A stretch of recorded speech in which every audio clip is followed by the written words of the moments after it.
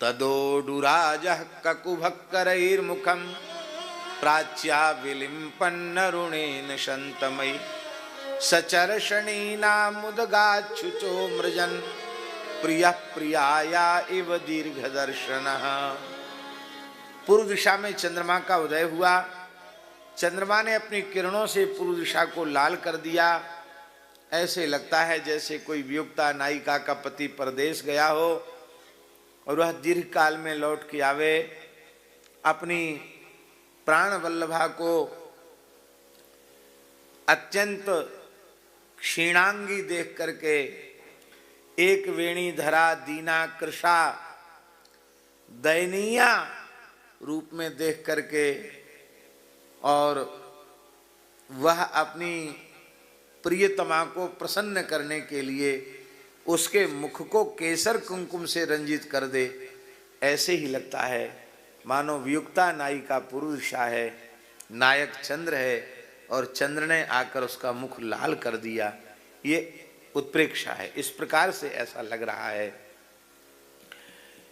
यहां विप्रयोग का भी इसमें वर्णन कर दिया और संयोग का भी इसी में वर्णन कर दिया।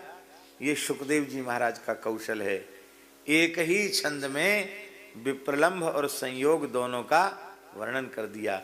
मानो संकेत दे दिया कि रास में हम श्रृंगार रस के दोनों पक्षों को पुष्ट करेंगे, संयोग को भी और विप्रलंभ को भी। और एक विशेष बात है कि रास के आरंभ में ही सुखदेव जी ने होली खिला दी। बोलो भक्तवत्सल भगवान की। ये प्रियतम का प्रियतमा के मुख को कुंकुम से रंजित करना और प्रियतमा का प्रियतम के मुख को रंजित करना, इसी का नाम तो होली है।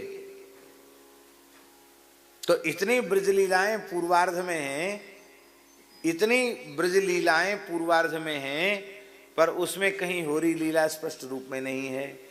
और ब्रज में सबसे ज्यादा होरी लीला मनाई जाती है गोसाई जी। बसंत पंचमी से होरी शुरू हो जाती है और चैत्र पूर्णिमा तक होरी चलती है। कब तक? पूर्णिमा तक। लगभग 70 दिन की होली ब्रज में होती है। कितने दिन की होली? इसलिए यहां के रसिकों ने कहा,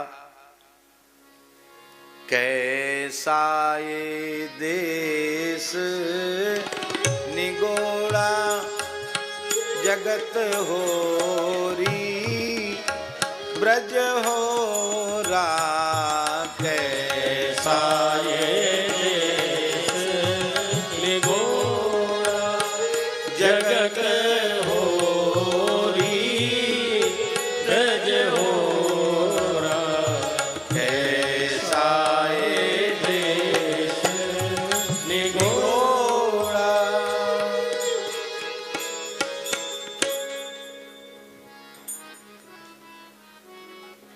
तो अब कोई पूछे, दिनेश जी, अब कोई पूछे कि इतनी विशिष्ट होली लीला को दसम स्कंद पूर्वार्ध में क्यों नहीं कहा गया, तो ये प्रमाण उद्धृत किया जा सकता है कि इस लीला को भले ही संकेत रूप में किया कहा गया, लेकिन रास प्रकरण के आरंभ में प्राच्या विलिम्पन नरुणेन संतमयि सचर्षणीना मुदुगाच्छुचो मृजन प्रिय प्रियाया इव दीर्घदर्शन कह करके होली का लीला का सुखदेव जी ने स्मरण किया। और दसम स्कंध उत्तरार्ध में तो उस लीला का इतना अद्भुत वर्णन किया है श्री सुखदेव जी महाराज ने। द्वारिका लीला में बड़ी भारी होरी का वर्णन है।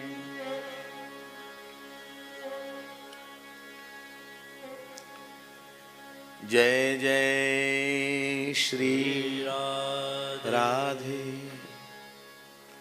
आहा, बड़ा सुंदर वर्णन किया है।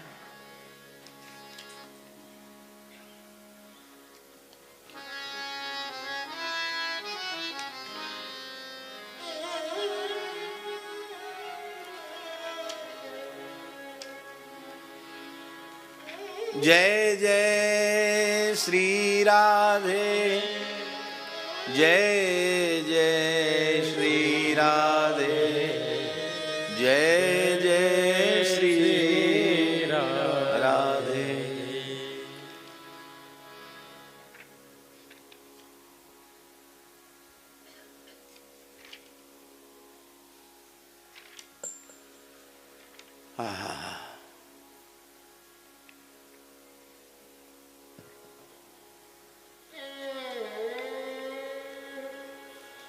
देखो 90वें अध्याय में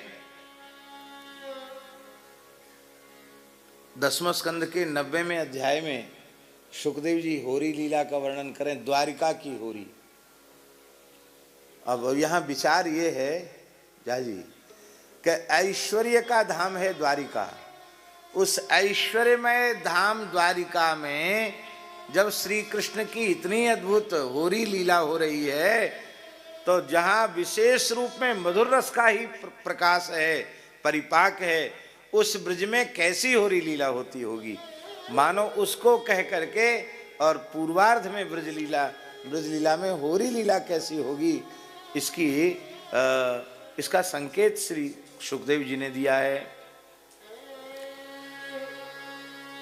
बिजहार बिगाह्याम्बो हृदनेषु महोदया कुछ कुंकुम लिप्तांग परिरब्धस्य योषिताम उपगीयमानो गंधर्वैः मृदंग पणवानकान वादयद्भिर्मुदा वीणाम सूतमागधबन्धुभिः शिच्यमानोच्युतास्ताभिर् हसन्ति विस्मरेचकैः प्रतिसिंचन विचिक्रीडे यक्षीभिर्यक्षराडिव।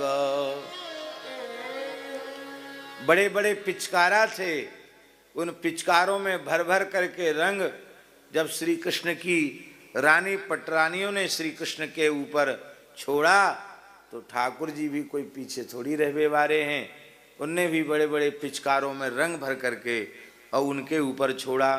कितना रंग छोड़ा, ताः क्लिन्न वस्त्र विवृतो रुकुच प्रदेशा सिंचन्त उद्धृत वृहत कबर प्रसूना कांतस्मरेचक जिहीर्षयोपगुह्य जातस्मरोत्सवलसद्वदना विरेजुः।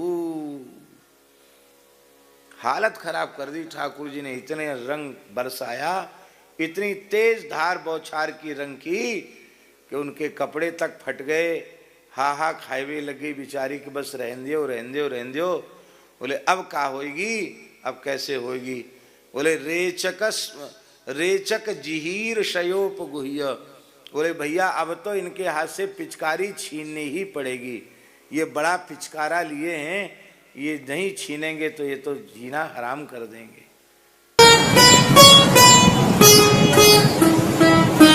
श्री सीताराम प्रतिदिन सत्संग एवं दर्शन के लिए श्री महाराज जी के ऑफिशियल चैनल को जरूर सब्सक्राइब करें।